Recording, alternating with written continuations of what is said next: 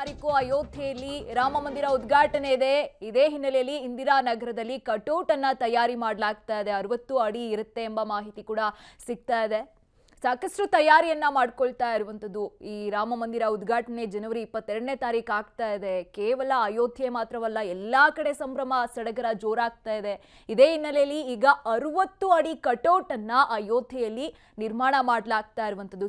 ಇಂದಿರಾನಗರದಲ್ಲಿ ಬೃಹತ್ ಕಟೌಟ್ ಅನ್ನ ನಿರ್ಮಾಣ ಮಾಡಲಾಗ್ತಾ ಇದೆ. ಗಮನಿಸ್ತಾ ಇದ್ದೀರಾ, ಒಂದು ರೈಟ್ ಸೈಡ್ ವಿಜುವಲ್ಸ್ ಅಲ್ಲಿ ನೀವು ಗಮನಿಸ್ತಾ ಇದ್ದೀರಾ, ಅದು 60 ಅಡಿ ಇರುವಂತಹ ಕಟೌಟ್. ಅದು ಎಲ್ಲಾ ಕಡೆ ಹರ್ಷ ಜಾಸ್ತಿ ಆಗ್ತಾ ಇದೆ, ಸಂಭ್ರಮ ಮನೆ ಮಾಡ್ತಾ ಇದೆ.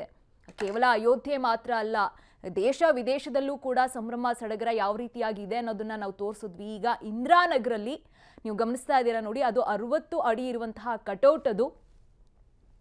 ಅದನ್ನು ಕೂಡ ಇವತ್ತು ನಿರ್ಮಾಣ ಮಾಡಿರುವಂಥದ್ದು.